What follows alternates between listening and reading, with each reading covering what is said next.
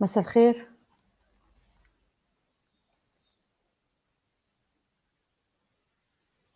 أهلًا نور أهلًا. أستاذ فيك تحط موبايلك بهالشكل بالعرض لحتى بالعرض؟ لحتى بالأول أيوه هيك. إمم. عفوًا دكتور، قلت أستاذ.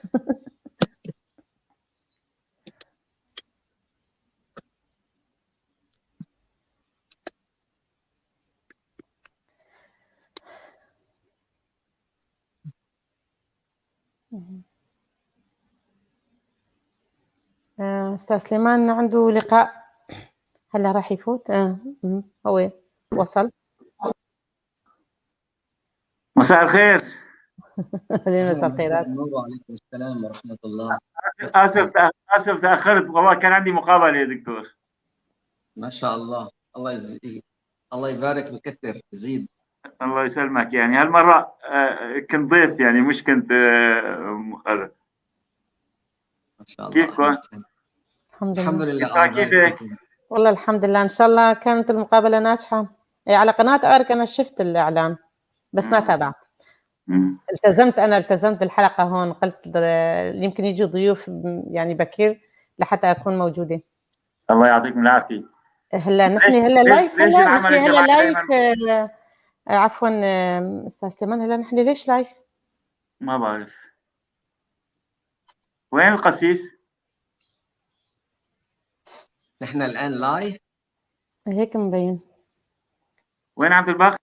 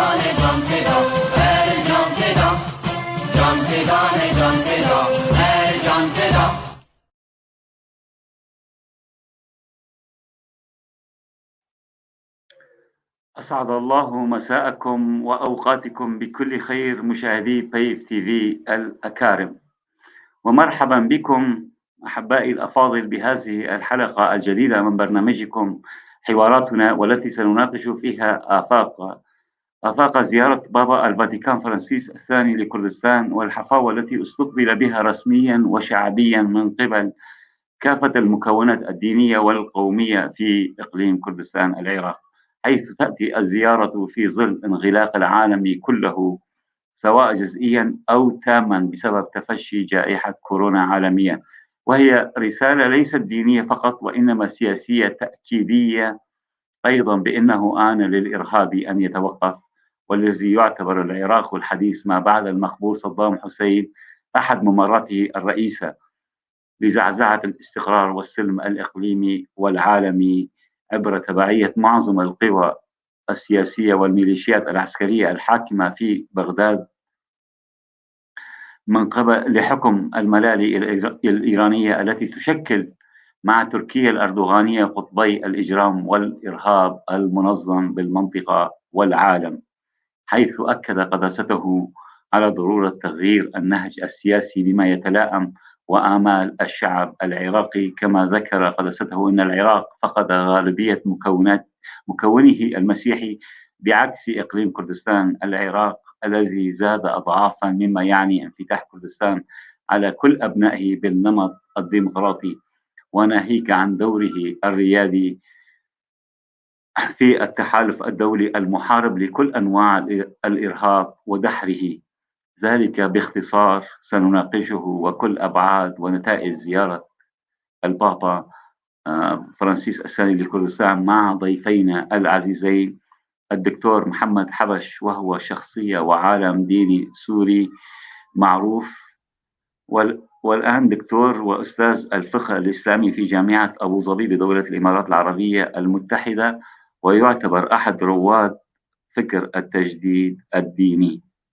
أهلا وسهلا بك دكتور محمد حبش مرة أخرى، نورتنا دكتور. أهلا وعليكم السلام ورحمة الله، شكرا لاستضافتكم. الله يسلمك.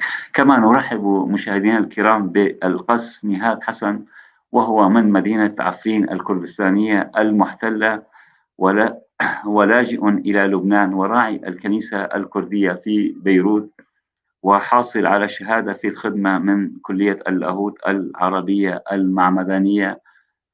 يبدو القس نهاد لم يدخل لحد الآن، هناك مشكلة تقنية من عنده أو في لبنان. كما نعرف أن لبنان الآن في حالة انقطاع أو شلل حياة تام. يعني دكتور محمد، لريثما يحضر ضيفنا، يعني هل برأيك الزيارة كانت دينية فقط، أم إنها رسالة سياسية للعراقيين وكل حكام الشرق الأوسط؟ السلام عليكم. عليكم السلام.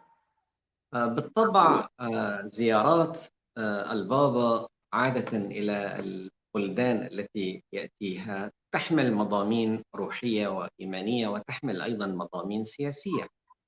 يجب أن لا ننسى أن البابا خلال العصور الوسطى كان يعتبر الحاكم الذي يتوج الملوك والأباطرة، وعندما قامت الدولة الحديثة تم الاتفاق على منح البابا جزء من الصلاحيات وأن يتفرغ للشأن الروحي، ولكنه ظل رمزا لإرادة الخير وإرادة الأمل لدى الحكومات والشعوب التي تنظر إلى الإيمان نظرة إيجابية.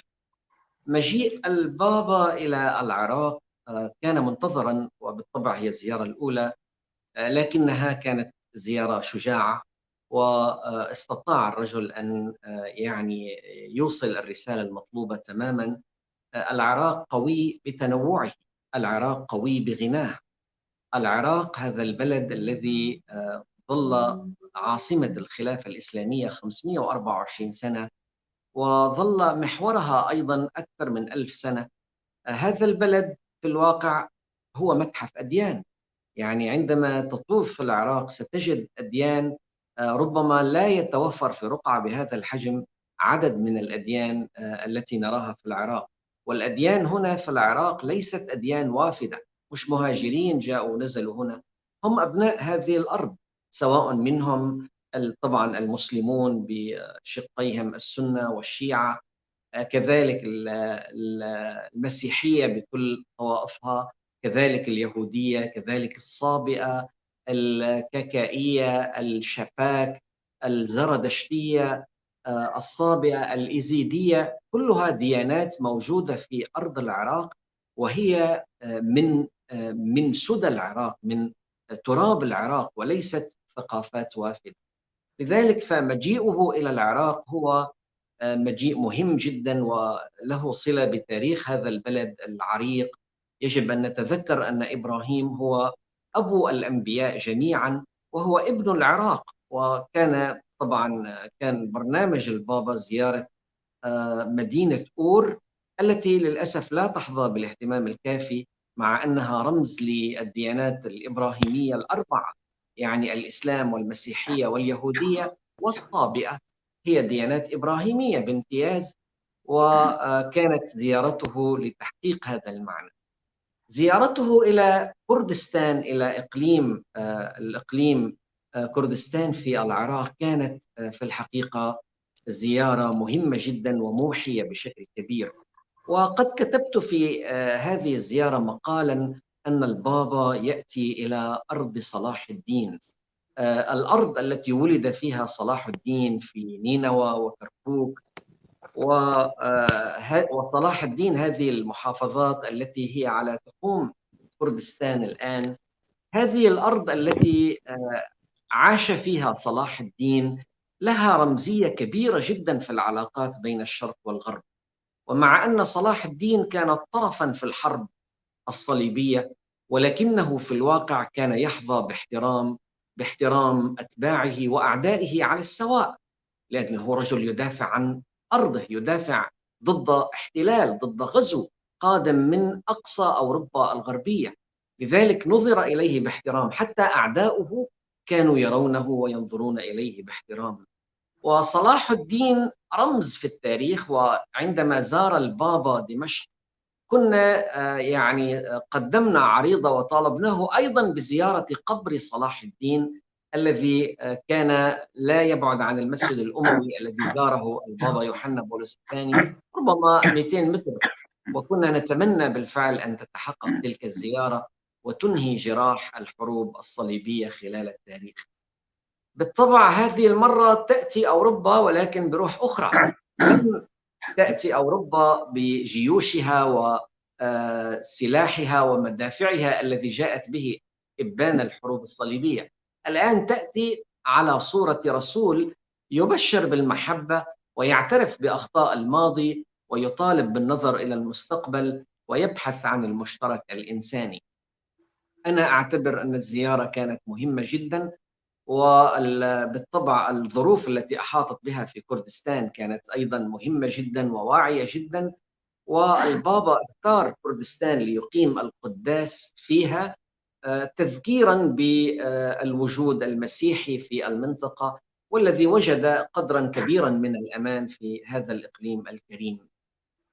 من وجهة نظري الزيارة تريد أن ترسم صورة مختلفة عن الصورة النمطية التي رسمت للعلاقات بين الغرب والشرق، بين صلاح الدين، بين الأمة الكردية، وبين الشعوب أو الجيوش الغازية من أوروبا. لقد كانت هناك أسباب للحرب في تلك المرحلة، وكان علينا كأبناء للمنطقة أن نتوحد، ووجدنا صلاح الدين وتوحدنا مع صلاح الدين لصد هذه الجيوش. لكن الآن الظروف كلها اختلفت، وعلينا أن نقرأ سطر التاريخ الجديد وأن نكف عن بناء العداوات السحيقة والعتيقة، وأن نبني خطاب المحبة الجديد. يعني قبل ما أختم، يدهشني أن المؤرخ الإسلامي خلال التاريخ ما كان يستعمل كلمة الحروب الصليبية. أنت لو تقرأ كل كتبنا في التاريخ الإسلامي، يعني تاريخ ابن كثير، تاريخ ابن جرير، تاريخ ابن الأثير، تاريخ ابن خلدون، ما حد منهم تحدث عن الحروب الصليبية. لقد سموها حروب الفرنجة، لأنهم لم يصدقوا أبدا أن الصليب وهو رمز ديني، هو رمز محبة، لا يمكن أن يكون رمزا للحرب. لذلك كفروا بالمصطلح وسموها حروب الفرنجة. قال له هذه مش حروب صليب، حروب الفرنجة، هم عم يرفعوا الصليب بس لهم أطماع فرنجية وليست أطماع دينية. هكذا نظر المؤرخ المسلم، ولولا الاستشراق وما ترجم من تاريخ المستشرقين لم نسمع هنا في الشرق بشيء اسمه الحروب الصليبية. احنا كنا نسمع حروب الفرنجة، جماعة محتلين جاءوا يريدون أرضنا وعرضنا، فتوحدت الأمة وراء صلاح الدين وأمكننا أن نوقف ذلك الشر القادم من الغرب. وذلك دكتور، وذلك التغيير بالاسم من حروب صليبية إلى الفرنجة كان بداية لفصل الدين عن السياسة عن الدولة، يعني أعتقد ذلك. سنعود إليك في هذا السؤال بعد أن نرحب بعد أن نرحب بالقس نهاد حسن. أهلا وسهلا قسيسنا العزيز. قسيس، نعلم أن الكرد هم المبشرون الأول لولادة السيد المسيح، ولليوم يعيش المسيحيون بسلام في كل أجزاء وأرض كردستان الكبرى. فهل لذلك يأتي زيارة البابا إليها، أم إن لها رسائل سياسية؟ وخاصة خصص 10 دقائق من وقته، 10 دقائق ليس بقليلة من وقته، مع والد الطفل الشهيد آلان الكردي ابن مدينة كوباني الكردستانية في سوريا، حيث غرق وشكل مأساة لكل العالم. تفضل قسيسنا، أهلا وسهلا بك.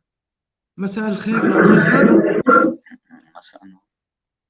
شكرا كثير على انه اكون معكم. ما بعرف اذا الصوت واضح. الو، اهلا وسهلا بك، الصوت واضح. اوكي. انا قبل ما بلش عن رحله البابا لكردستان وللعراق، حابب اول شيء هنئ بعيد المراه. 2 كمان بدنا نعزي شهداء انتفاضه قامشلي، بدنا نعزي اهالينا في حلبجة، بدنا نعزي اهل عفرين وسريقانيه، وخاصه عفرين تألمت وانجرحت بهذا الشهر. نفس الوقت انا بدي اقول وبصلي انه عيد نوروز يكون عيد خلاص للشعب الكردي من الطغيان، من القتل، من الذبح، من كل اشكال العنف اللي عم بيصير بشعبنا الكردي ب4 أجزاء كردستان. هلا كل واحد بينظر لهالموضوع بنظرة معينة، لكن نحن نظرتنا لهذا الشيء انه هي اكثر شيء رسالة ليشجع المسيحيين الموجودين بالشرق الاوسط وخاصة بالعراق لحتى يكون عم بيساندهم.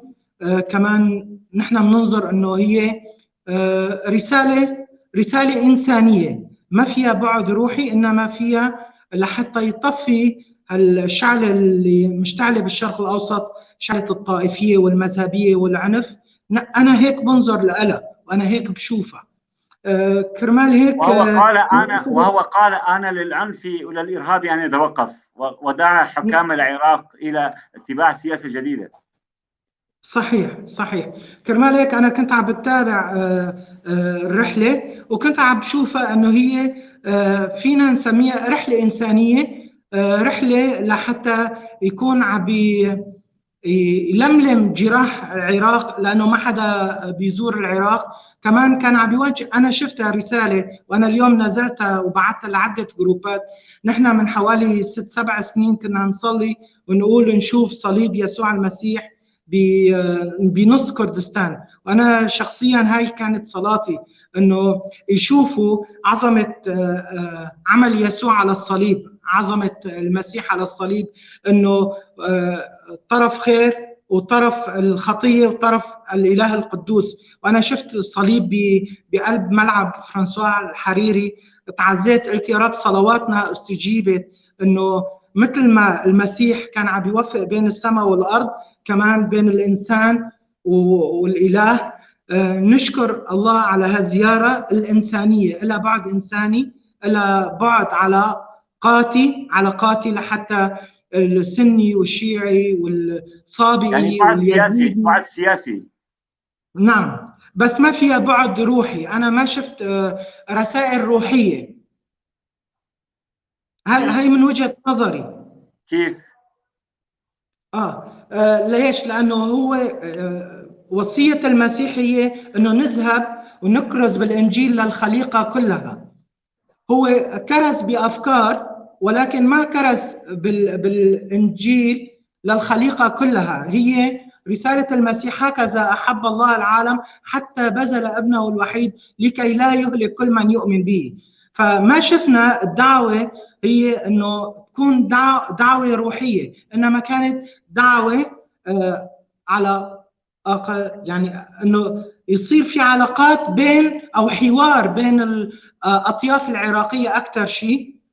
يمكن قربهم لبعض، يمكن أول مرة عم بيقعدوا مع بعض، يمكن أول مرة ناس من خلفية إسلامية بيعرفوا إنه أور هي مكان لإبراهيم. وفي كتير مرات كان عم نسمع أشخاص موجودين هون بلبنان إنه عن جد هذا بلد إبراهيم. نحن ليش؟ لأنه ما عم بيطلعوا على الكتاب المقدس أو ما عم بيطلعوا على التاريخ، يمكن ما عندهم خلفية. كرمال هيك أنا شفتها إنه رحلة إنسانية، رحلة لملمة جراح العراق، وكمان رسالة من كردستان خاصة. أنا شفت اليوم طابع وكيف تركيا مزعوجة من هذا الطابع الصغير، مزعوجة مجرد طابع صغير. عم نشوف الثقافة اللي حوالينا ما عم بيقبلونا، بينما البابا المسيحي رئيس الكنيسة الكاثوليكية عم بيزور كردستان، بينما كثير أشخاص للأسف فكر الشوفيني ما بيزوروا كردستان ولا بيحبوا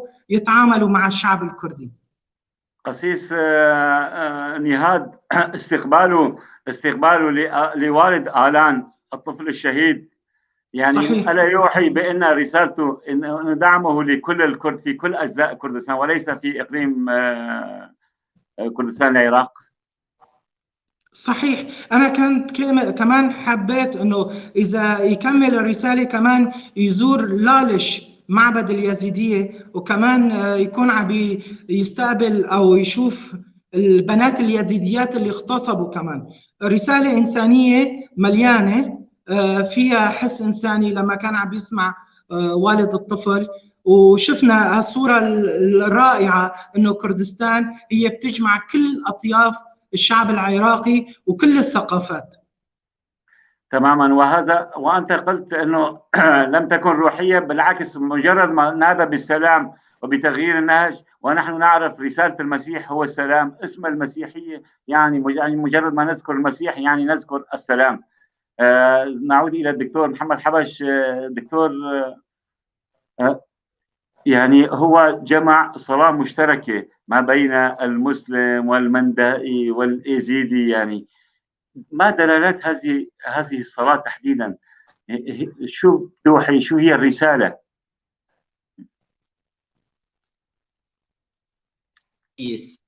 يعني هو الحقيقة يقصد أنه زيارة البابا ما فيها هدف تبشير، يعني يقصد أنه ما فيها رسالة روحية، يعني ما فيها رسالة تبشيرية، يعني مش جاي هو لحتى ينشر الديانة المسيحية بين الآخرين، وهذا صحيح. أما كون الزيارة تحمل مضامين روحية، لا، هي تحمل طبعا مضامين روحية ومؤثرة ومشاهد الجميع تأثر فيها، والجميع شعر بأنه نحن لازم نوصل إلى عالم آخر مختلف عن تعصبنا القديم اللي سبب هذه الحروب اللي عم نشوفها. المسألة مسألة يعني رمز. عندما ندعى إلى الصلاة، غريب يعني أنه صرنا في القرن 21 ولساتنا نظن أن الله عز وجل محتكر لطائفة دون طائفة أو لدين دون دين أو لأمة دون أمة، وكلنا نعلم أننا يعني في النهاية ولدنا كما اختار آباؤنا وأمهاتنا. اللي ولدان في الهند عم يجي هندوسي، واللي ولدان في الصين عم يجي بوذي، واللي ولدان في البلاد العربية عم يجي مسلم، واللي ولدان في البرازيل عم يجي مسيحي. هذه هي طبيعة الحياة. يجب أن نعلم أن الله هو رب العالمين. في الإسلام يبدأ القرآن بقوله الحمد لله رب العالمين، وينتهي بقوله ملك الناس رب الناس إله الناس. يعني يجب أن نكسر هذه العقيدة الاحتكارية التي نظن فيها أن الله لا يقبل إلا منا. هذا أصلا القرآن الكريم ذكره كمرض يعني خطير من أمراض الأمم، وقالوا لن يدخل الجنة إلا من كان هودا أو نصارى. قالت اليهود لا يدخل الجنة إلا اليهود، وقالت النصارى لا يدخل الجنة إلا النصارى. بعدين الله قال تلك أمانيهم، ثم بعض المسلمين قالوا لن يدخل الجنة إلا المسلم. نزل قرآن يرد عليهم أيضا، قال ليس بأمانيكم ولا أماني أهل الكتاب. خلاص، حاج تعصب وحاج ضيق أفق وحاج احتكار لله وللخلاص وللحقيقة. قال ليس بأمانيكم ولا أماني أهل الكتاب، من يعمل سوءا يجزى به ولا يجد له من دون الله وليا ولا نصيرا.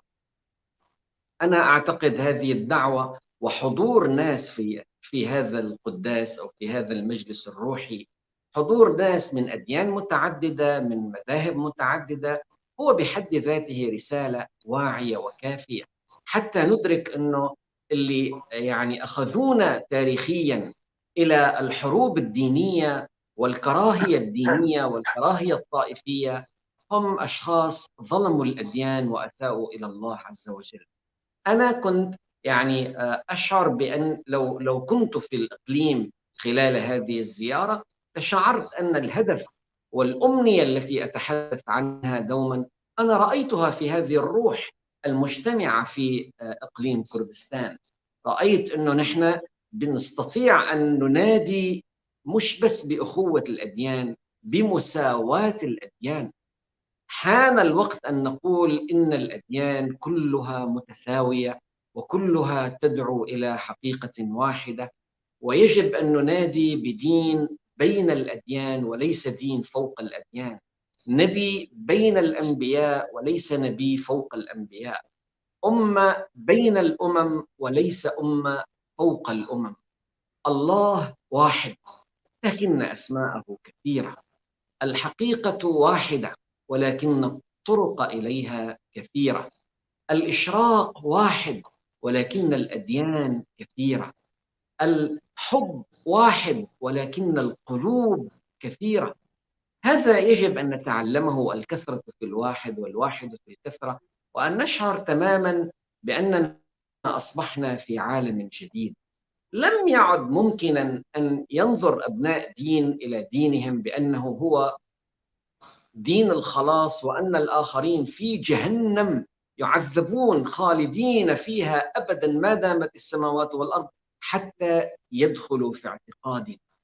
طيب لو شاء الله لجعل الناس أمة واحدة، لو شاء ربك لآمن من في الأرض كلهم جميعا. هو اختار أن يكون الناس شعوب وأمم وقبائل وأديان. يجب الشيء الوحيد اللي لازم يتغير الآن، خلاص لازم نحن صرنا قراب من بعض، صرنا في قرية كونية، شفنا التعصب وين أخذنا، شفنا الكراهية وين عملت فينا هذه الحروب، صار لازم نحن ننظر للعالم بطريقة مختلفة. الإنسان أخو الإنسان، أحب أم كره، ما دمت محترما حقي فأنت أخي، آمنت بالله أم آمنت بالحجر. إحنا المعيار الذي يجب أن يحكم علاقتنا هو الإحسان بينك وبين الناس. الناس إما أخ لك في الدين أو نظير لك في الخلق، وبعد ذلك الحساب على الله عز وجل. ونحن نثق أن الله هو أعدل العادلين وأرحم الراحمين وأحلم الحلماء. لهذا فأنا أفهم من هذه الزيارة والدعوة لمشاركة الجميع في نشاط روحي أو نشاط ديني، أنا أفهم من هذه الزيارة أنها تطلع إلى مستقبل يجب أن تنظر إليه كل الأديان. والحقيقة يعني أنا شخصيا التقيت بالبابا قبل عامين، وكان لقاء جميل جدا، وقدمت له كتابي اللي أتحدث فيه عن المساواة والإخاء بين الأديان، وفعلا أرسل لي رسالة مهمة جدا كنت أتمنى أقرأها لكم، لكن نبه فيها الرسالة إلى شيء مهم، وهو قرار المجمع الفاتيكاني اللي صدر عام 1965، يعني من حوالي 50 سنة أو أكثر، 55 سنة. هذا القرار أنا يعني أشك أنه حتى كثير من الإخوة المسيحيين مش سمعانين فيه. يقول بالنص، يقول إن المجمع الفاتيكاني وكان يضم 300 رجل دين من كل أنحاء العالم برئاسة البابا، يقول نحن ننظر باحترام وتقدير كبيرين لإخوتنا المسلمين خصوصا الذين يشتركون معنا في عبادة الله ويجلون السيد المسيح، وإن كانوا لا يرونه إلها فهم يبجلونه نبيا. ونحن نرى أن تدبير الخلاص، هذه كلمة المجمع، تدبير الخلاص الإلهي يشمل إخوتنا المؤمنين بالرسول العظيم محمد صلى الله عليه وسلم. هذا كلام مهم جدا، وهذا يعني هو جواب التحية التي أرسلها القرآن عندما قال إن الذين آمنوا والذين هادوا والنصارى والصابئين من آمن بالله واليوم الآخر فلهم أجرهم عند ربهم. هذا جواب التحية، وهو نص صادر من هيئة دكتور، ولكن دكتور اسمح لي هنا، ولكن هذا فكر جديد، يعني أشكرك جدا جدا، شيء جميل جدا، ولكن غالبية إن لم نقل كل غالبية شيوخ المسلمين حينما صدام حسين مثلا جاب آية الأنفال وعمل مجزرة إبادة، يعني 182,000. أردوغان باحتلال عفرين بآية سورة الفتح وما بعرف شو. هناك كثير من إن لم نقل الجميع الشيوخ يستخدمون الدين لأغراض سياسية، لترهيب وإخضاع الناس. آمن تسلم، يعني بهالفكرة هذا حتى وصلت لدى البعض أنه يقول الداعش يمثل حقيقة الإسلام. وبعض الشيوخ كثيرا قالوا لي شخصيا أنه داعش عم يمثل جوهر الإسلام. لا، مش شيوخ كثير، شيوخ قليل، بدك تقول يعني شيء نادر. وصدام حسين ليس فقيها ولا شيخا ولا ينظر إليه على أي مستوى على أنه رجل تقي. صدام حسين إنسان مستبد، وأردوغان وغيره وخميني ضد كل شعبه، ومنها كانت جرائم الكيماوي على أهلنا في حلبجة. لكن يعني أنا شخصيا ما سمعت من علماء المسلمين المعتبرين من يدافع أو يوافق على ما جرائم صدام حسين. سمعت كثير من المتزلفين، من الذين باعوا أنفسهم للسلطان أو للشيطان. لكن للأمانة كل المسلمين في الأرض وكل علماء الإسلام، اسمح لي أذكرك بالشيخ قرضاوي واتحاد علماء المسلمين، بارك غزو عفرين وسرقاني، وكان بالآية سورة الفتح، ما بعرف آية فتح، يعني يعني باركوا اتحاد علماء المسلمين القرضاوي وأتباعه. بارك حلبجة؟ لا أظن أبدا. لا بارك عفرين، احتلال عفرين، وسماه بارك أردوغان باحتلال عفرين. يعني يهمني أن أقول إن التطرف موجود بكل تأكيد، ولكن حتى لا نظلم نحن أيضا، يعني هناك قيادات إسلامية محترمة في العالم الإسلامي وكلها تقف ضد هذا الظلم، وضد الظلم الذي وقع على أهل عفرين أيضا، وضد الظلم الذي وقع في حلبجة. هذه جرائم سيحاسب الله عنها هؤلاء. وأنت لما تشوف بعض العمائم يعني تمشي في هوى المستبد وتبرر له أفعاله، فهؤلاء شركاء في الجريمة للأسف، ولا يمكن أن ينظر إليهم باحترام في المجتمعات الإسلامية. هي المحامية نجاح هوبك تسأل، للأسف لم يكفر علماء الأزهر داعش يعني كتلة من الإجرام والجهل والكفر أيضا، لأن من يقتل الناس بغير حق هذا مرتبة من أعالي مراتب الكفر. ونحن يعني حتى نكون منصفين، الأزهر أصدر أكثر من 50 فتوى في تجهيل فعل داعش، وفي رفض أفعال داعش، وفي تسفيه أفعال داعش، ورد عليهم ردودا علمية. يعني البعض بيتمسك أنه ما كفرهم، لا، حتى صدر من الأزهر من شيوخ محترمين تكفير لهؤلاء الدواعش، وأنهم مرتدين، وأنهم بغاة، وأنهم مرتدون، وأنهم زنادقة. كل هذه الكلمات استخدمت. أنا لا أعتقد أن الأزهر تعاطف بأي وجه مع داعش، بالعكس كان شديدا ضد كل جرائم داعش، وتحدث بلغة علمية ضد هذه الجرائم التي ارتكبتها داعش. لكن خلينا نعترف أنه كثير من الدواعش تعلموا في مدارسنا، وهذا لازم نعترف فيه، لأننا إذا لم نعترف بهذه الحقائق لا يمكن أن نصحح شيء. نقطة جدا مهمة. أوروبا لم تتقدم حينما فصلت الدين عن السياسة، وحينما قضت ببطلان صكوك الغفران اللي كان بعض الباباوات في عصور الظلام يرفعوا. نتمنى من إسلامنا أن يتطهر من أمثال قرضاوي والدواعش وغيرهم. يعني دكتور سنعود إليك. قسيسنا نهاد، الكرد أو المجوس كما أطلق عليهم، يعني المقصود فيهم الفلكيون، هم أول من بشروا بالمسيح كرسول للسلام. هل لذلك دلالة روحية ومعاني لدى العالم المسيحي وأوروبا تحديدا يعني يهتموا بوضع الكردي والآلام الذي يعيشه الكرد، أي تحرك من الأنظمة الأوروبية المسيحية، الأنظمة المسيحية، ولا نقول المسيحيين يعني مباركين أو موافقين مع نظامهم؟ أخي أنا بدي بس تعليق صغير. يعني أستاذ محمد حبش، يا ريت كل الناس يكونوا أفكارهم سلمية فيها محبة مثلك، خاصة الناس اللي عم يشوفونا أهلنا بعفرين وراس العين وكل سوريا تقريبا. بدي أقول بالعامية الله يكتر من أمثالك. بس حابب أقول كرمال الصلاة قبل ما أعقب على قصة المجوس. دايما كنت أعلق من زمان لما نحن نكون طالعين وعم نحكي رسالة المحبة ورسالة السلام والخلاص، كنا دايما نقول إبراهيم كيف صلى، إبراهيم كان بيقول وكيف كان يصلي بأي اتجاه، شو هي القبلة. نوح، يونان اللي هو يونس بحسب التوراة وبالقرآن، كل هدول كيف كانوا يصلوا، أي اتجاه. هل إبراهيم كان يتجه إلى قبلة معينة؟ فالله كان إبراهيم خليل الله وهو صديق الله، فكان يتعبد محل ما هو. وأنا دايما بشجع شعب بقول خلونا نكون مثل جدنا إبراهيم أبو الإيمان، آمن إبراهيم فحسب له ذلك برا.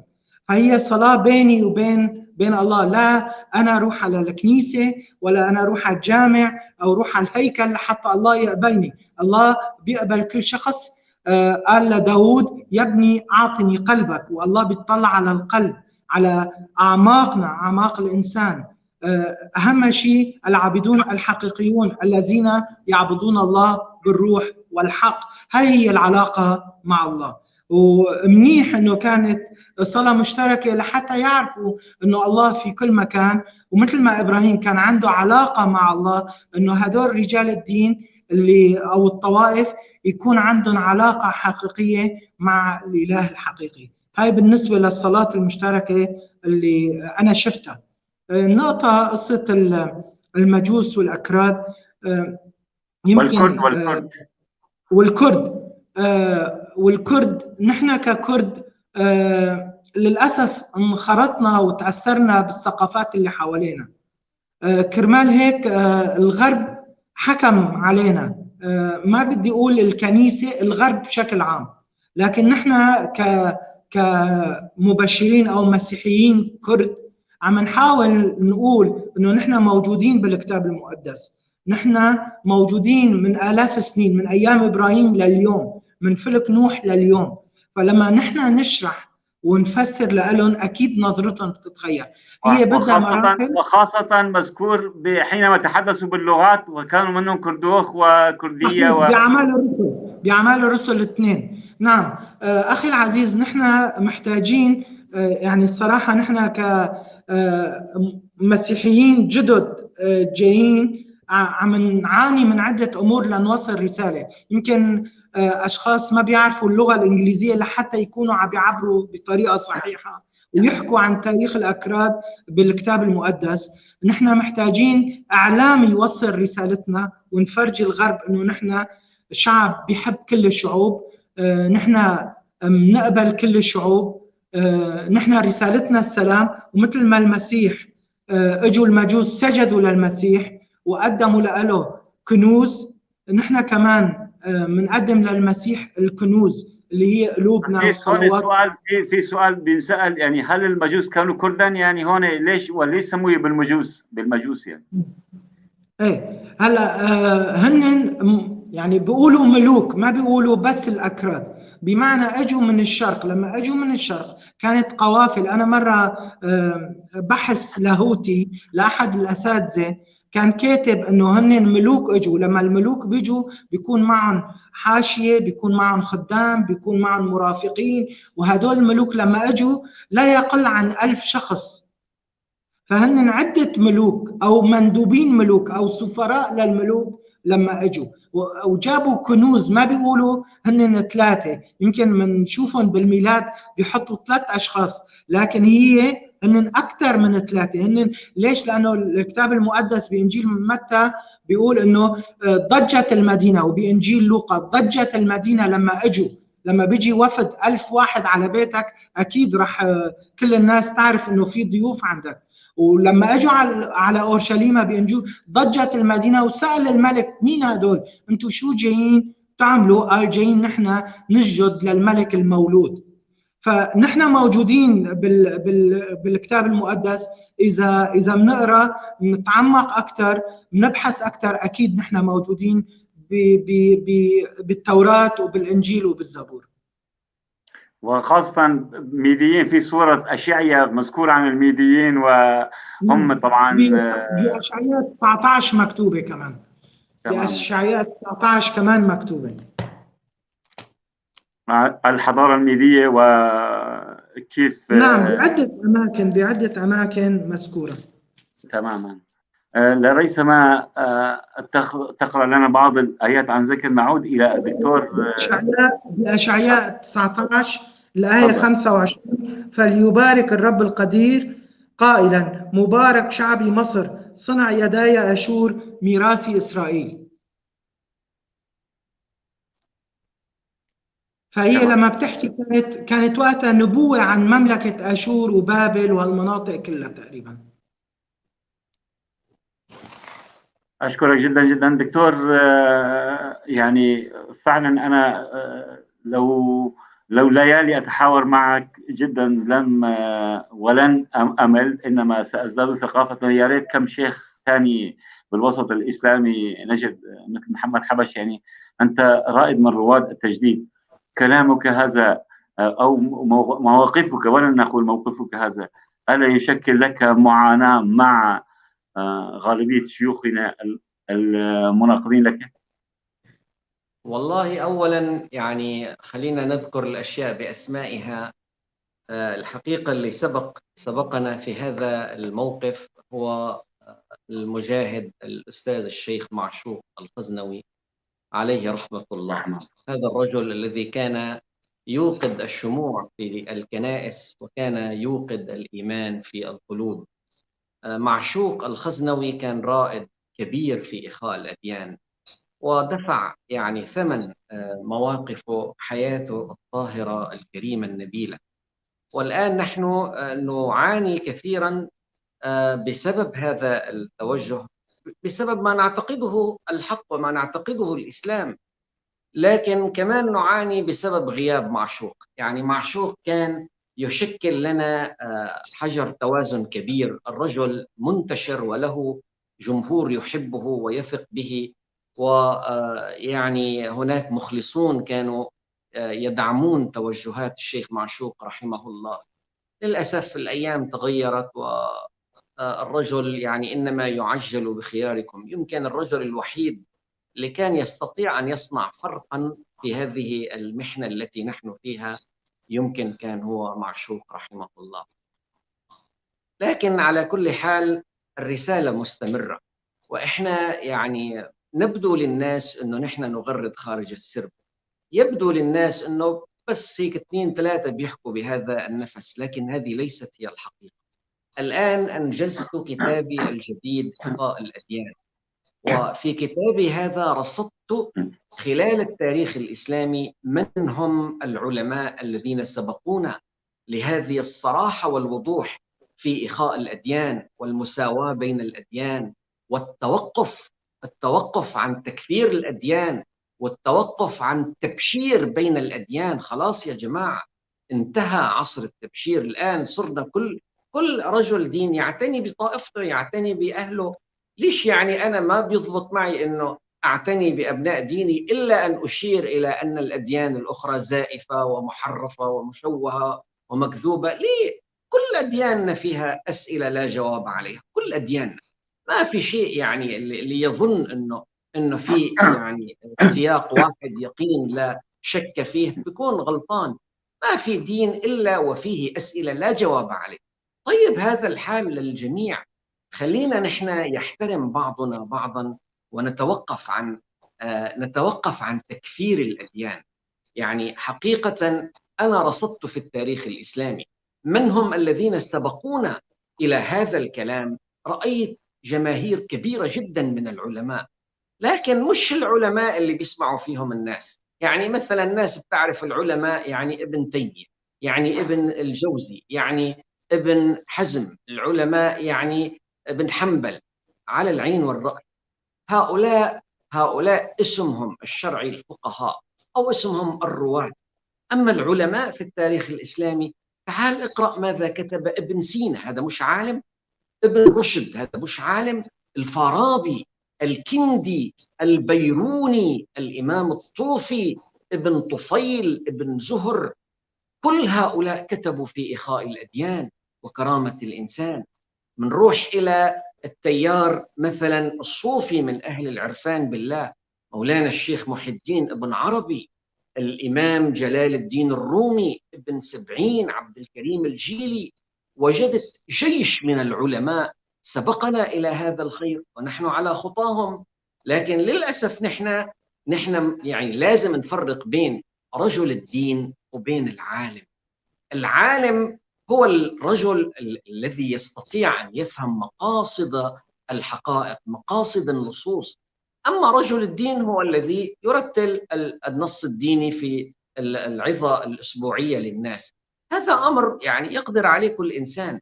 لكن ليه نحن نستبعد من العلم هؤلاء الأسماء الكبيرة؟ أنا ما شفت يعني حد عم يحكي عن العلماء بيقول لك مثلا تعودنا نقول روى مسلم، روى البخاري، قال أبو حنيفة، قال الشافعي، قال مالك. ليه ما نقول قال ابن سينا؟ ليه ما نقول قال الفارابي؟ هدول علماءنا الكبار، وهدول أنت تظنهم يعني الناس بيظنوا أنه هدول أطباء كانوا يشتغلوا بس بالطب. لا، اقرأ كتبهم، اقرأ لابن سينا كتاب الشفاء، كتاب النجاة، كله كتاب عن التوحيد وعن الآخرة.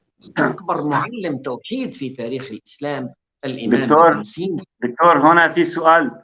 يعني في كثيرين قالوا حينما من تقريبا 3-4 سنوات عقد في الفاتيكان مؤتمر جمع فيه أول شيء مؤتمرين، كان مؤتمر للديانات السماوية، وبعدين في مؤتمر آخر دعا إلى الديانات، وجود الديانات الأرضية وحتى هندوس، ورفعوا قالوا إله واحد وحكومة عالمية واحدة. وهذا وحوربت هذه الفكرة من قبل كثير من المسلمين وحتى من بعض المسيحيين، الطوائف المسيحية. ما تعليقك على ذلك؟ اليوم يعني أصبحت الأمور أوضح، والآن هذا الخطاب الذي يتجاوز القيود الدينية يعني أصبح الآن أوضح. إحنا الآن يجب أن ننتهي من العصر الذي كنا نمارس فيه، عفوا منك، النفاق. الجماعات الإسلامية والمسيحية التي كانت تلتقي، يعني نحن من زمان في مؤتمرات إسلامية مسيحية بنلتقي ومنضبط عمائمنا ولحانا وبنتصور على المنصات وبنضحك وبنمسك يدنا بيد بعض. هذا كله شيء جيد، بس أنا بدي بس تخلص هالمؤتمر وهالحفلة ونروح إلى كوادرنا، نروح إلى معاهدنا. شو عم نقول هناك لما بتصفي أنت و20 طالب يعني الخلص تبعاتك، شو عم تقول لهم؟ غالبا عم يقول لهم انا يا ابني كنت عم اتالف قلوبهم، بركي نجيبهم من الضلال ومن دياناتهم المحرفه ونجيبهم، او عم نتقي شرهم، او انا لنبسم في وجوه اقوام وقلوبنا تلعنهم. باسم المداراة خلقنا جيلا بلسانين وبوجهين وبنفاقين وبشخصيتين. هذا يجب أن ينتهي، هذا النفاق. نعم أنا أقف مع أخي المسيحي، مع حضرة القس الآن الذي يتحدث معنا بكل الحب ظاهرا وباطنا، وأناهض بكل ما أوتيت من قوة ثقافة الكراهية اللي موجودة في تراثي وفي تراثه. حتى نحن نرفض هذه الثقافة لازم نكون صريحين. يعني أنا الآن مسرور أنني أجلس مع حضرة القسيس، لكن أنا المفروض بس تنتهي ما أروح أنا إلى ربعي وقل لهم شفتوا شلون اليوم ظهر الحق وزهق الباطل، واليوم نحن أظهرنا، وبعدين كنا عم نجاملهم من أجل مصلحة الدعوة. مش مصلحة الدعوة، هذا اسمه نفاق. هؤلاء الذين يتصورون على المنصات ويبتسمون وبيعانقوا بعضهم البعض، وبعدين بيرجع نفس الكوانه بيرجع بعيدها، هذا يوم الجمعه وهذا يوم الاحد، وهذا يقول عنهم الشريرين والكافرين والمغضوب عليهم والضالين. طيب نحن ما سوينا شيء. اصبحنا الان العالم هذا لم يعد يحتمل النفاق. انا بعرف شيوخ نجحوا نجاح كبير على المستوى الشعبي وكانوا يستخدموا لغة مزدوجة. كان يجلس مع الكهنة مع رجال الدين المسيحي ويخاطبهم وينجح معهم، وبس يروحوا يقول لتلاميذه يا ابني عما نكتفي شرهم. هذا الأسلوب من النفاق انتهى. نحن بدنا رجال شجعان. أنا بدي رجل زي معشوق يدخل إلى المعابد ويتصور فيها ويقول للناس هؤلاء أيضا يدعون إلى الله تماما كما أنا أدعو إلى الله، هم يدعون إلى الله. ويجب أن لا نختلف ولو كانت طرقنا متعددة، فكل الطرق تؤدي إلى دكتور، في سؤال لك في سؤال لك من الأخ فرهاد كاجو، بيقول هل الفتاوي يمكن الاعتماد عليها كقاعدة للأديان؟ الفتاوى يعني نحن لازم نميز بين الفتوى والقضاء. الفتوى هي حق لكل إنسان. أنا ما بحط ولا شرط على المفتي، مين ما بده يفتي، هذا الرأي الحر هذا، يعني لا نقمع أحد. لكن نحن نضع مش 10 شروط، 100 شرط و1000 شرط على القاضي. القضاء هو الذي يجب أن نضع فيه الشروط، لأن القاضي عندما ينطق فهو يصدر أمرا ملزما وتكلف الدولة بتطبيقه ويكلف الناس بطاعته. أما المفتي بالأصل مش وظيفة إسلامية. ما في، يعني أنت لو سألت في القرن الهجري الأول والثاني مين المفتي، وفي الثالث وفي الرابع ما بتسمع كلمة مفتي، ما حد اسمه مفتي. كان ابن عباس له رأي، وابن مسعود له رأي، وابن عمر له رأي، وأم سلمة لها رأي، وعائشة لها رأي. كان كله يقول هذا مذهب ابن مسعود، مذهب ابن عباس، وكل واحد حجم فقهه من حجم علمه. يعني يقول أبو حنيفة فتوى فيتبعه الملايين، ويقول مثلا واحد ثاني فتوى ما حد يلتفت إليه. في قانون إلهي، فأما الزبد فيذهب جفاء وأما ما ينفع الناس فيمكث في الأرض. فأنا لا أحب قاعدة أنه أعطيني شروط المفتي، شروط الفتوى. ما في شروط للفتوى، كل واحد يحكي رأيه. خلاص اللي يستطيع أن يقنع الناس هذه الفتوى الصحيحة. عندما تستطيع أن تقنع الناس وتقول لهم أنه تأتيهم بوجه حضاري وروحاني مما فهمته من كلام ربك، خلاص أقنع الناس وخذهم، أقنع الناس وخذهم. لذلك أنا لا أرى حاجة لوضع أي شرط على المفتي، ولا حتى حاجة لوظيفة المفتي. ما في أصلا في الإسلام وظيفة مفتي. أول واحد أطلق عليه مفتي مصر الليث بن سعد، كان بعد رسول الله ب200 سنة، وما كان منصب حتى الأتراك. يعني الدولة العثمانية هي التي أحدثت وظيفة رسمية اسمها وظيفة المفتي صاحب السماحة. صار هو عبارة عن مرسوم سلطاني بيصدر، هذا بيطلع صاحب السماحة، وهذا بيطلع صاحب الفضيلة، وهذا بيطلع صاحب النيافة. وإلا في الأصل ما كان هذا موجود. كان كل إنسان وزن فتواه من وزن علمه وثقة الناس به، والأمور ماشية. لكن كنا نحط شروط شديدة جدا على القضاة. القاضي مش أي واحد يقعد قاضي. الفتوى غير ملزمة، أما القضاء ملزم. الفتوى قد تتعدد، أما القضاء حاسم. الفتوى شأن فردي أو شأن شعبي، أما القضاء فهو شأن حكومي ولا يكون إلا حكومي. الفتوى هي حكم على الفعل، أما القضاء فهو حكم على الفاعل. لذلك قد ما بدنا شروط، قد ما بتصور شروط لازم نحطها على القاضي حتى يكون يعني أمره مطاعا وأن لا يخرج عن الصراط المستقيم. أما الفتوى اترك الناس يفتون. طبعا أعطينا الحق أيضا أن نقول هذه فتوى صحيحة وهذه فتوى فاجرة وهذه فتوى ضالة وهذه فتوى يعني إرهابية مخربة. من حقنا نحن أيضا أن نرد على الفتوى، لكن أنا لا أوافق على أي صيغة من صيغ القمع. يعني خليني أذكر بالفعل سبحان الله، يعني هذه اللحظات يعني الشيخ معشوق بين عيني. كنا في مؤتمر في الأردن وفعلا فوجئنا بهذا المؤتمر، كنت أنا وياه بفريق يعني من الفقهاء جايبين مشروع من أجل أن يفرضوا شروط للفتوى، من أجل أن يعني يضعوا قيود، بمعنى أنه هم يأسسوا هيئة تضبط الفتوى وتمنع الناس أنه تفتي إلا بإذن من هذه الهيئة. والله أذكر الشيخ معشوق رحمه الله وقف ورد عليهم ردا مفحما وقال لهم نحن بدل أن نؤسس هيئة لدعم الحرية الفكرية، لدعم حق الإنسان في إبداء الرأي، لدعم حق الإنسان في القول بما يشاء، نحن عم نشرع لمحاكم تفتيش جديدة؟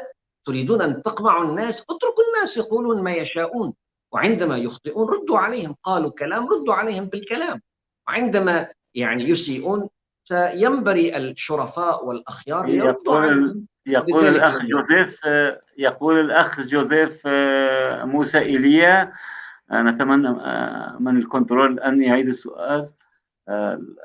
لا حل من الخروج من مستنقع الكراهية والبغضاء إلا بالعودة إلى نبع إنسانيتنا النقي الصافي. كما قلت يوما لست بمسلم أنا ولا أرى نفسي يهوديا له إيمان ولا أنا من أهل بوذا. يعني بشكل عام الدكتور يعني دعوة أنه إلى إنسانية الإسلام، يعني دعوة بصريح العبارة إلى فصل الدين عن الدولة عن السياسة. طالما نتمسك بإنسانيتنا، العلاقة الدينية علاقة خاصة جدا جدا ما بين الخالق والمخلوق، لا يحق حتى للأب أن يتدخل ولا للزوجة ولا لأي واحد، علاقة خاصة بين الخالق ومعبود. وكما أنت ذكرت في البداية إن شاء الله كنت تعبد حجرا، فليس لي أنا ما يجمعني وإياك هو الوطن والمكان الذي نعيش فيه، وقبل منهم مقومات إنسانيتنا. قسيس نهاد، هل توافقني على ذلك، على فصل الدين كما يطرح وبشكل جريء الدكتور محمد، وأنتم اليوم منسجمين مع بعض، وهذا هو هدف برنامجنا، هذا هو هدف كل اتحاد العام للكتاب والصحفيين الكرد، بأن نرتقي بحواراتنا إلى أن نحترم جميعا في سوريا، نصل نحترم إنسانية بعضنا البعض. أنا راح أقتبس من هذا الجواب بإنجيل متى. يسوع المسيح بيقول إن صليت فصلي إلى أبيك السماوي، وإذا بدأ وإن صمتم كذلك فلا تخبروا أحدا، يعني ما تخبروا حدا أنكم أنتم صايمين.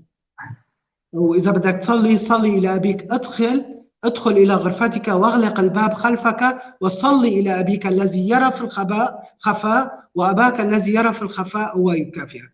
أنا دائما بقول هي علاقة الإنسان هو شخصيا بينه وبين الله. مثل ما الدكتور كان عم بيقول، أنا إذا شو ما بدي أعبد الله راح يحاسبني، الله أنا راح أوقف يوم من الأيام أمام عظمته وجلاله وإكرامه، أنا راح أتحاسب، ما في حدا راح يوقف محلي. كرمال هيك نحن دائما ندعي. أنا على فكرة قليل جدا لفوت بنقاشات دينية أو روح على مؤتمرات جدالات دينية أو مناظرات، لأنه أنا أصلا ما بحب أنتوا هيك ونحن هيك، أنتوا غلط ونحن الصح. لكن أنا بحاول وصل برنامجنا ليس هذا نقاش ديني، غاية برنامجنا هو توافق. كرمال هيك لما قلت لي ضيفك الأستاذ محمد حبش، أنا بحترم هذا الإنسان، هو أستاذ وبحترم ثقافته واحترامه، كرمال هيك قلت لك أكيد إيه. لكن غير أشخاص هو جدالي، والكتاب يعلمني ابتعد عن المجادلات الغبية لأنه ما فيها ثمر. مثل ما قال الأستاذ محمد، ما عم نلعب طابة فوتبول مين انتصر ومين خسر. كرمال هيك انه علاقتي مع الله هي شأن خاص. انا اعيش ببيئة احترم، احب، اكرم، ساعد الناس مثل ما الكتاب المقدس بيعلمنا. كرمال هيك نحن دائما انه نفصل هذا الشيء. للاسف نتيجة الحروب اللي صارت من 10 سنين لليوم، اول شيء بيسالونا او نسمعه بالمجتمع، انتم شو؟ أي طائفة، أي دين، أي مذهب، أي عقيدة. خلينا نطلع من هالقوقعة. مثل ما قال كمان أستاذ محمد حبش، نحن تعلمنا بهاي المدارس اللي تربينا فيها للأسف. أول شيء بيسألونا أنتوا مين؟ أنت شو؟ كرمال هيك لازم نطلع من هالقوقعة اللي نحن كبرنا فيها، وللأسف هي ما فينا نعممها أنه كلها غلط. بس نحن انظر لاخوي الانسان. يعني دائما بجيب هذا المثل، اذا ادم ما غلط، لو ادم ما عصي كلمه الله ضل بالجنه، انا وياك والاستاذ محمد حبش واليزيديين والصابئه كنا كلياتنا واقفين قدام عرش الله. والكتاب المقدس بيقول من كل امه وقبيله وشعب ولسان يسبحون الله. اذا هدفنا هو نسبح الله. لكن هلا نحن بحسب القوانين اللي عم نعيشها والانظمه اللي عم نعيشها والهويه اللي انعطتنا، لازم نقول طائفتنا ومذهبنا. للاسف انا بصلي ودائما بقول انه نطلع من هالقوقعه هاي، نطلع على بعض، ما نقول هذا تركي عدو، هذا ايراني، وهذا ما بيعبد الله، وندين. لانه حتى الكتاب المقدس بيجيب مثال يسوع المسيح لما جابوا له المراه الزانيه، قال وصانا موسى بالشريعه انه نرجمها. انت شو بتقول؟ قال من منكم بلا خطيه فليرميها باول حجر. كل الرجال الشريعه رموا حجارا وراحوا، الا المسيح ضل. كرمال هيك انه من منكم بلا خطيه، مين انا لاحكم؟ الله رح يحكم، الله هو اللي رح يدين. لذلك نحن لا نقول لذلك لا نقول هنا العربي عدوي ولا التركي ككردي أنا أحكي ولا الفارسي، إنما نقول الأنظمة الغاصبة لكردستان هم أعدائي وأعداء شعوبهم قبل أن يكون أعدائي. يعني النظام الأردوغاني، النظام الخميني، الأنظمة البعثية في سوريا والعراق. مثل ما قال الدكتور محمد حبش انه في مقطع قال انه مين انا لاحكي على الثانيين، او مثلا شوه صور الاخرين وانا طلع صورتي هي الاحسن والامثل وانا المثالي. لا، دائما بيسالونا قبل ما جاء المسيح هدول الناس كيف راح يكون، على اي دين، على اي راح يتحاسبوا؟ انا بقول لهم انا ما بعرف. اسالوا الله، بس طلعتوا لعنده انتم راح تعرفوا. انا ما راح حاسب ابراهيم كيف راح يتحاسب وامه ابراهيم كيف. مين انا لاجي انا دين واقول فلان غلط وفلان؟ لكن الله بكل محل بيقول انا اترك لي شاهدا. بكل محل الله بيترك له شاهد. كرمال هيك لما بنفصل الدين عن السياسه بنعيش مع بعض، بس لما بندمجها راح نكون بصراع، وراح يكون في انقسام، وراح يكون في اقتتال، وراح يكون في تشويه للاسف. اشكرك جدا دكتور محمد. سؤالي ما قبل الاخير دكتور، يعني اثنيناتكم عم تاكدوا على فصل الدين عن السياسه وعن الدوله، ولكن نحن الكرد اكرر عانينا من الأفكار الخاطئة بالديانتين تحديدا الإسلامية والمسيحية، حينما اضطهدنا وحينما لحد الآن يرفضون إقامة دولتنا المستقلة على أرضنا ووطننا التاريخي. دكتور، سؤالي هل من أبعاد هذه الزيارة أنه سيكون هناك يعني بوادر حل لسلام عام في الشرق الأوسط، السلام الذي ننشده جميعا، أن تكون كل شعوب المنطقة حرة وراية حرية كردستان من ضمنهم مرفوعة راية جمهورية كردستان، هل سيكون في الشرق الأوسط الجديد المنشود؟ هل تتوقع أن نرى ذلك الشرق الأوسط قريبا أم لم يأت أوانه بعد؟ يعني دعنا نتفائل. هذا الأسبوع كان يحمل يعني قدر كبير من التفاؤل في التطور اللي رأيناه في ليبيا. ليبيا بعد حرب 10 سنوات الآن يبدو أنه استطاع الخطاب المتصالح أنه يعني يحرز تقدم، خلينا نقول، ما نقول ينتصر، لأنه إن شاء الله ينتصر وتنتهي الحرب الأهلية. المنطقة عندنا أيضا دعنا نتفائل، الأيام قادمة، وأنا أعتقد إن شاء الله يعني أن هذا الحق الكردي التاريخي إن شاء الله سيصل إلى شمس كردستان. لكن يعني ما أتمناه أن يكون ذلك كله عن طريق النضال الحقوقي والنضال الدبلوماسي والنضال السياسي والنضال البرلماني، لأن الحرب لا تحقق شيئا. يمكن نحن مضطرين أن نحارب عدو همجي مثل داعش يعتدي على أعراضنا ويعتدي على نسائنا، والحمد لله كان الله في عون هؤلاء المجاهدين والمجاهدات الكرديات الرائعات التي استطعنا أن يقدمن نموذجا مختلفا تماما للمرء في العالم. لكن هذا الواقع لا يشبه في شيء واقع أيضا يعني طموح أبناء هذا الشعب الكردي لنيل حقوقهم في بلدان أخرى فيها عسف، فيها ظلم، لكن ليس فيها حرب.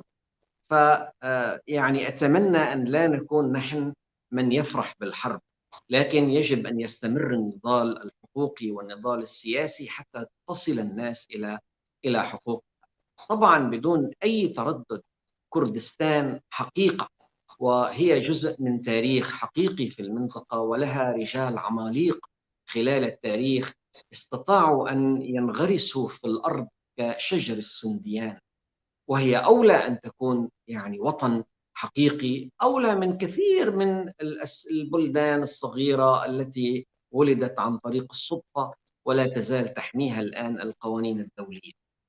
شمس كردستان هي أمر حقيقي، يعني مش عم بحكي يعني من نفسي، لكن خلال لقائي بكل الزعماء الحرية في العالم أو بكل المفكرين الأحرار لا يوجد عندهم جوابين. دائما بيقولوا هذا الشعب مظلوم، من حقه أن يكون رشيد نفسه وإدارته وأمره وأمر الأجيال الآتية. طبعا يعني خلينا نحن نرجع للمحور الأساسي. لا أرى، يعني أنا شخصيا لا أرى في زيارة البابا أي هدف سياسي باتجاه قيام وطن للكرد، لكن هي لما قلت زيارة دكتور وطن خاص الكرد، انما قلت السلام في الشرق الاوسط. السلام في الشرق الاوسط والسلام في الشرق الاوسط لم ولن يتحقق طالما هناك شعب يتجاوز 70 مليونا لم ينل حقه، لم يقم دولته الوطنية على أرضه تاريخية. يعني قصدي هكذا. لا نشك في هذا، لا نشك في هذا.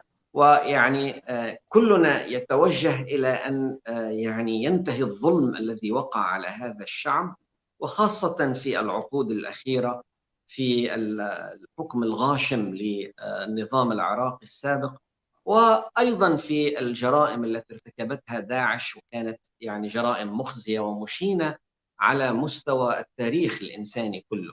لكن يعني الأمر مشوار طويل، ويجب أن يصل الشرفاء إلى هذا الحق بدون أن يخوضوا حروبا عبثية، بدون أن يخوضوا حروب يمكن يعني إني لا أضع سيفي حيث تكفي عصاي، ولا أضع عصاي حيث تكفي يدي، ولا أضع يدي حيث يكفي لساني، ولا أضع لساني حيث تكفي نظرة أو يعني إيماء. هذا أمر الحياة الطبيعي.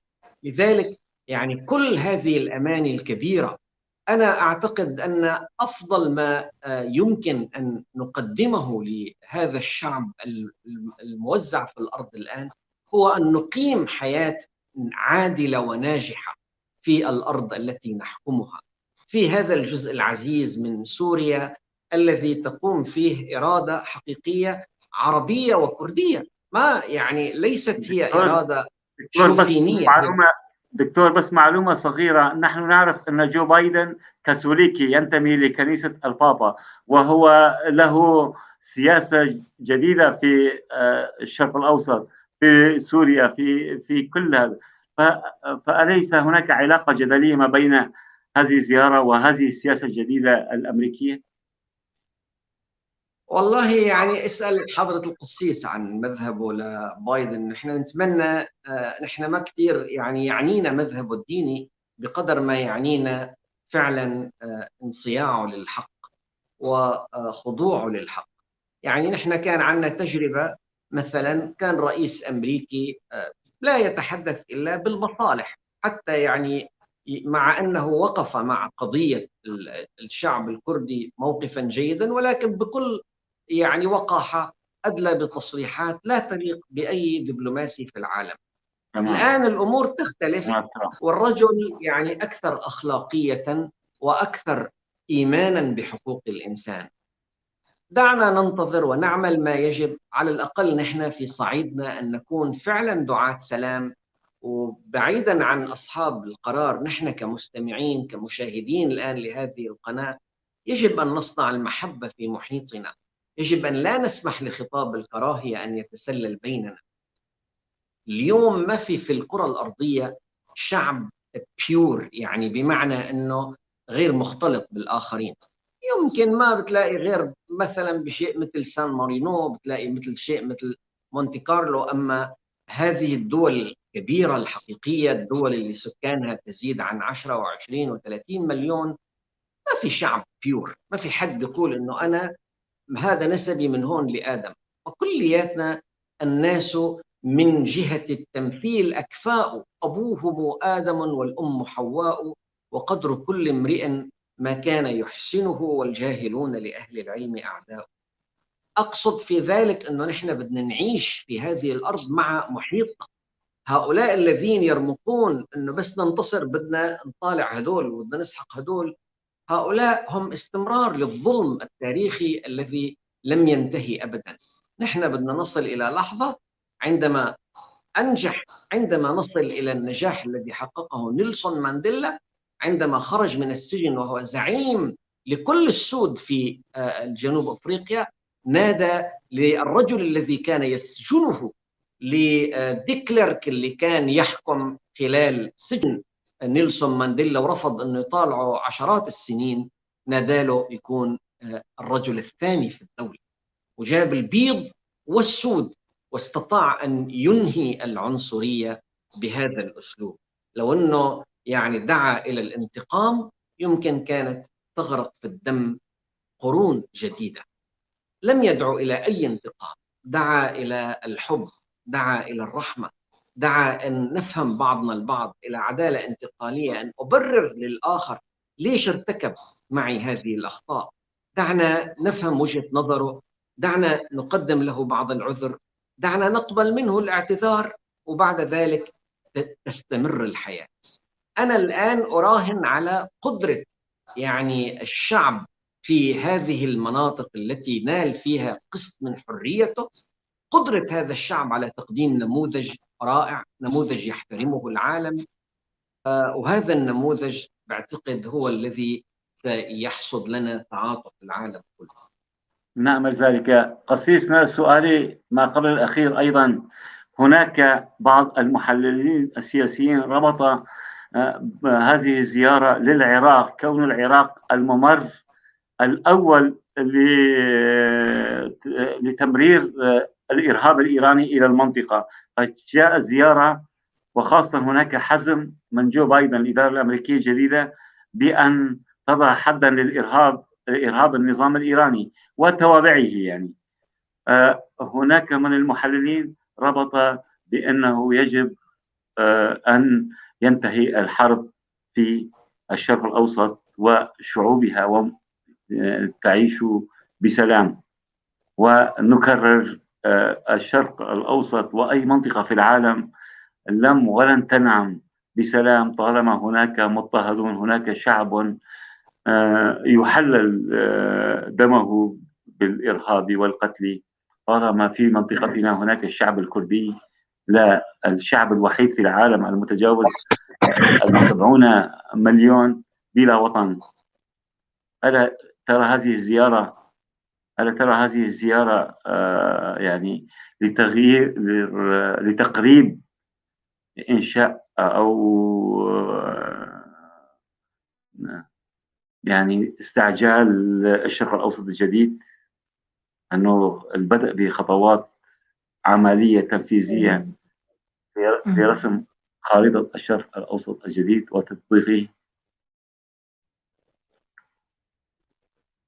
تفضل قسيس. أخي العزيز، هو أكثر يعني هدف الزيارة هي أكثر لملمة جراح المسيحيين.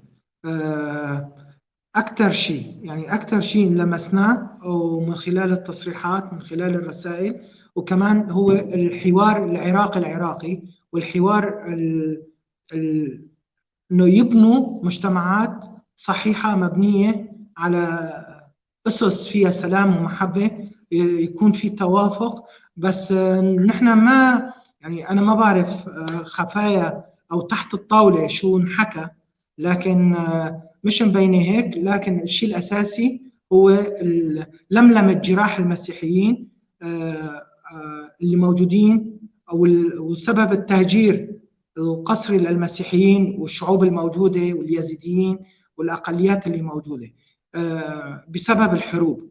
هلا كل واحد بينظر من منظاره لهي الزيارة. هاي نحن كشعب كردي، أنا كشعب كردي طلعت لزيارة هي اعتراف من الكنيسة بوجود هذا الشعب، له هوية تاريخية، له هوية جغرافية، له هوية قومية موجودة، وكأني الكنيسة عم بتقول إنه نحن بنعترف وخاصة البابا له ثقل سياسي. البابا والكنيسة لها ثقل سياسي كبير يعني. وهي والزيارة تأتي لدعم بايدن. مثل ما قال الدكتور محمد حبش، أبدا مو كل واحد كاثوليكي راح يكون عم بيأيد فكرة هدف بابا كان جاي كرمال المسيحيين الموجودين بالشرق الأوسط، لملمة جراحهم. ما أظن أنه في أجندة سياسية طلب بايدن من البابا أنه يطلع على الشرق الأوسط، أبدا. لازم نفصل هذا الشيء عن بعضه. هاي من وجهة نظري. تمام. ونحن وصلنا وجهة حوارنا وصل لنهايته. سؤالي الأخير لكم دكتور ليس بسؤال ماذا تريدون أن توجهوا بآخر كلمة لمشاهدينا لشعبنا، أو سؤال كنت تتمنى أن أسألها لك دكتور محمد ولم أسأله. تفضل.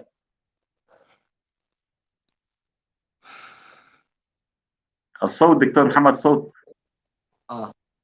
تمام. الصوت مش واضح. تمام. هلا تمام. أجل. أنا أعقب على كلام حضرة القسيس. فعلا أنا لا أرى أنه هذه الزيارة لها هذه الأهداف السياسية، ولا يوجد يعني سبب أنه نفترض أنه هي جزء من أجندة سياسية كبيرة. الرجل واضح تماما رسالته، هناك عملية تهجير للمسيحيين من الشرق الأوسط، ونحن كمسلمين نحن نعتبر أن هذه العملية ضارة جدا بالمجتمع، ونحن نعتبر أن انسحاب المسيحيين من الحياة هنا هو دليل على فشلنا ودليل على فشل الأنظمة وفشل المجتمعات أيضا ما استطاعت تحافظ على هذه الألوان الموجودة هنا. لذلك نحن نعتبر أن مجيئه هو مساعدة لنا في الحفاظ وحماية هذا الوجود المسيحي الذي يغني المنطقة.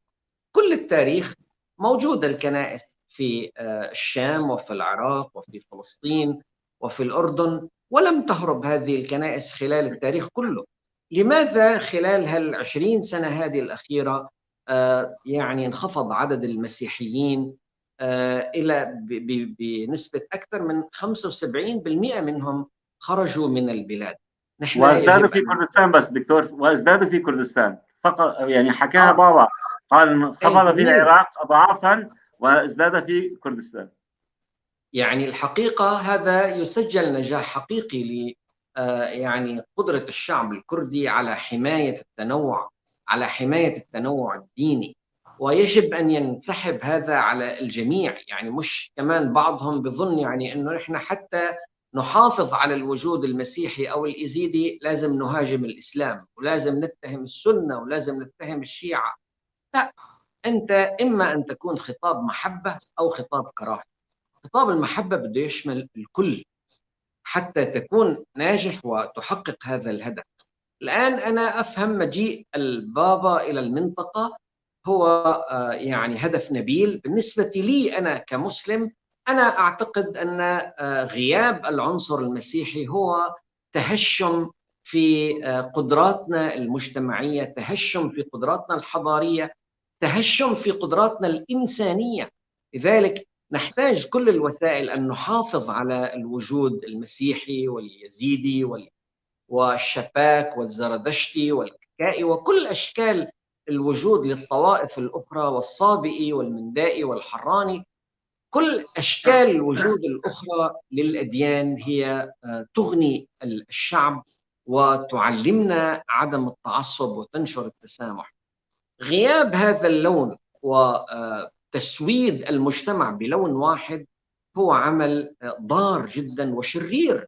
لذلك كل من جاء يساعد على تحقيق هذا الخير، حماية التنوع المجتمعي والديني، فهو جاء في رسالة نبيلة ويجب أن نتعاون معه بقدر ما نستطيع. هكذا أفهم هذه الرسالة. ومجيئه طبعا يعني كان أمر جيد أنه جاء وزار الكنائس المسيحية المهدمة.